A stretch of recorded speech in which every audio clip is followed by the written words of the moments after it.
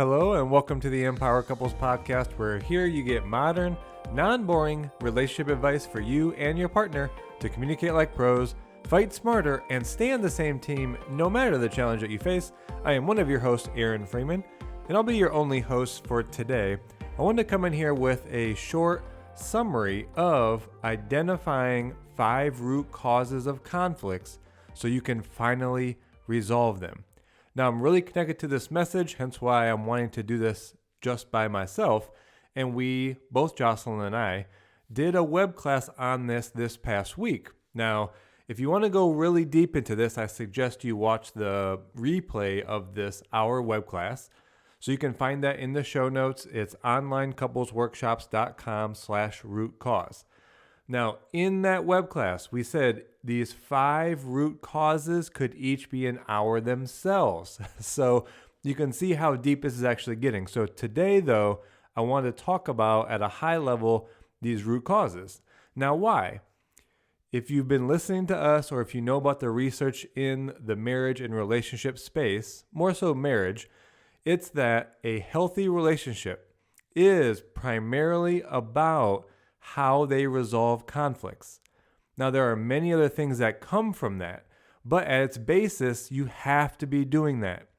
Otherwise, you just build up emotional triggers, you build up resentment, you create disconnect, your small little conversations or tone to the other partner just cause big disruptions. So it all comes down to this. And if you've been following us, you know we have a process for repair. That's the 5R process to actually repair from your arguments. Now, if that's where you're at and you want to go through that process, I really invite you to get the Making Up and Moving Forward guide, and that's at thecouplesexperience.com/guide. That will also be in the notes. Now, I'm saying all this at the beginning because a part of the repair process, which is so necessary to a healthy marriage, is the first R of reflect.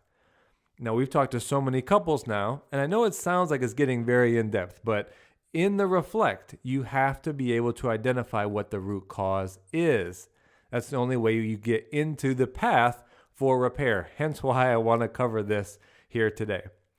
So a couple of things as we even get into these points. Imagine you were driving your car, you heard a rattle. Now, you could ignore it, but you're going to create more problems driving down the road later. Maybe not right away, but definitely later. So avoiding, that doesn't work. That rattle could come up and you decide you want to wash your car. It's going to look better, but it has nothing to do with function. You're only setting yourself up for some kind of disaster later. That's the same thing here in your relationship. If you don't get to the root cause of the problem with your car, you're only going to have a problem later. If you don't get to the root cause of your conflicts, it's only going to come up again later and probably going to be worse. So let me set the stage here one more time. Resolving conflicts is absolutely critical. Now, we know this is not an easy thing. So you have the web class there, you have the guide. We're going to touch on the root causes here. But there are 2 big reasons why repair is not an easy thing. 1, you have to be willing to take responsibility for the impact your actions had on your partner without invalidating them. That is a big thing, and it's not an easy thing. So that has to happen. That's what we have the guides that I just mentioned for. Now, here's the other thing. The other big thing is you have to get to the actual root cause of conflicts. Otherwise, no change is made. When no change is made, it repeats. When it repeats, it's very difficult for your partner to grant forgiveness or for you to grant forgiveness when something is recurring. So I said a lot, though those sentences are short, there is literally so much in what I just said. So, okay, here we go into the content. When you're in the repair process, again, you're using the guide, the first step is, even before you get to responsibility, you have to reflect. So you're in the reflection stage right now. What you would reflect on is the root cause. The first possibility would be unmet expectation of your own. I'm going to take us a layer deeper because you're only ever upset because you have some unmet expectation happening. Now, we have another web class and there's a bunch of places that we talked about this, but you might have long-term and also very short-term global or local expectations that are going to pop up just in the moment. So you can't foresee these coming. So you just can't live life without expectations. So your upsets are from unmet expectations, whether you saw it coming or not. But the big thing here in the root cause is when you identify it and see that you never actually expressed it. And this is a large amount of the times. So again, you can have expectations in your marriage as you should. Those are your needs, your wants, and your desires. Sometimes they will be bigger, like how your partner should show up for you, like in love and respect and not to be in relationships with other people, right? Obviously. Then you'll have very short-term expectations, like why didn't you put the dish in the dishwasher where I wanted you to? But in whatever case, in your repair step, reflecting, a lot of times you're going to notice a root cause is your unmet expectation was actually never expressed to your partner. So how could it possibly get fulfilled? It can't. So that is a key area to bring forward into your repair process. So again, like I said, I'm going to touch on a high level, kind of summarize these 5 points. If you want to go deeper, you have the web class and the Making Up and Moving Forward guide in the show notes.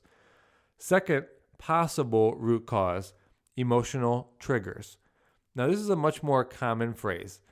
Emotional triggers are events, and these events can be things your partner says, body language, facial expressions, things they do, things they don't do. So you have a variety there. But events happen, and then that reminds you or triggers a memory of something hurtful from the past. And then that emotion is brought forward, you feel it, and then you just react. You act automatically and by default. And that is a key place about triggers. It's not that you feel the emotion, it's that you react or you act in a way that you're not consciously choosing. So that's the problem with emotional triggers. Again, not that you shouldn't feel things. So in your root cause, you want to identify, you know what? This is a place where an emotional trigger came up for me.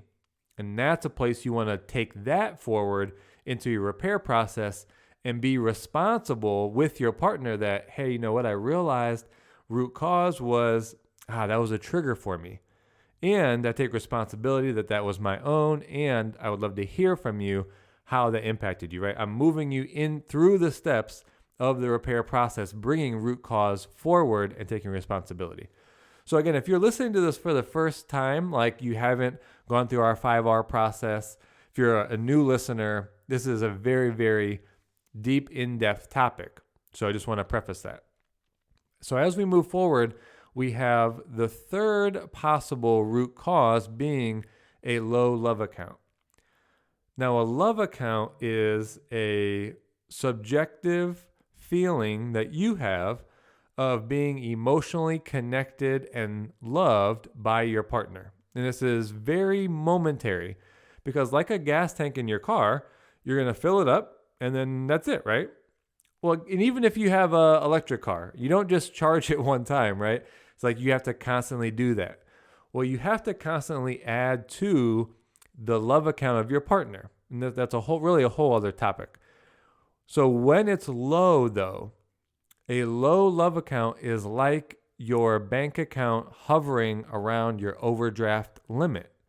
You're going to be very focused on where you spend and where you have withdrawals from the account. If you had a bunch of money in there, not going to be that concerned. And it's the same principle in your marriage. When you have a low love account, a word that's said, a phrase, a tone, a look is going to feel much more significant, much more personal. You're going to be more on edge with your partner, again, as if you're hovering around your overdraft limit. if you were in the next week and your love account was high, that same event would not impact you the same. You would not take it as personal. So, bringing that forward, a low love account is definitely a root cause, probably for why you got triggered, but for sure, just bring that forward in your repair conversation. Hey, I realize just that whole conflict, that whole argument we had, I really see it's because I'm at a very low level of love account. Or together, I know my partner that we have not been filling each other's love accounts. So that's a really great thing to identify as far as a possible root cause. So moving on, again, this is really a summary of possible root causes as you move through the repair process, which is absolutely critical to the health and to the future of your marriage. Fourth possible root cause, a broken promise. Now, a broken promise, taking this really pretty deep also, any place that you say yes to something, that is a promise, right? Your promise is your word is your bond. When any time you do not keep or follow through on your word, that erodes trust with your partner. Bottom line, guaranteed. So at the end of this, the root cause really is lowering or devaluing trust, but that comes from your word. Now, it seems simple. However, here's the caveat. Many times partners will just say yes to things out of what's called compliance. And for various reasons, maybe you do want your partner to kind of get off your back. So you're like, okay, yes, I'll do that.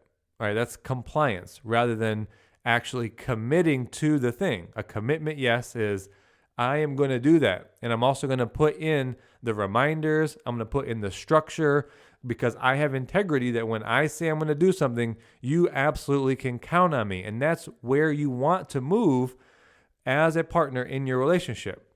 However, these compliance yeses, getting them off your back, or just saying yes from a positive intent, like, yeah, I'm pretty sure I could do that. You know, I'm a partner. I'm just going to say yes to things to try to please or make my partner happy. However, if you are not clear that you have the structure, that you have the time, that you're clear on what the ask is so you can actually fulfill on it, this is still breaking your promise. So it's really about having integrity that when your yes is yes, that you're going to follow through. Because a root cause would be a broken promise. Any place you said yes, you did not follow through, that's going to be a root cause of a conflict. And that conflict is going to be based on that your partner isn't trusting you and they can't count on you. You're not reliable. Now you can fight them. Yes, I'm reliable. What are you talking about? No, you need to go look and see, have you been giving some compliance yeses, i.e., throwing your word around there, but really it's broken promises. So I think I went a little bit deeper than I meant to there, but that is an absolute critical component for building trust. And then, of course, is a root cause of conflict when it's not, meaning when you're not actually keeping to what you say. So in the last one, I'll make this one a little bit shorter. It's unrepaired past conflicts.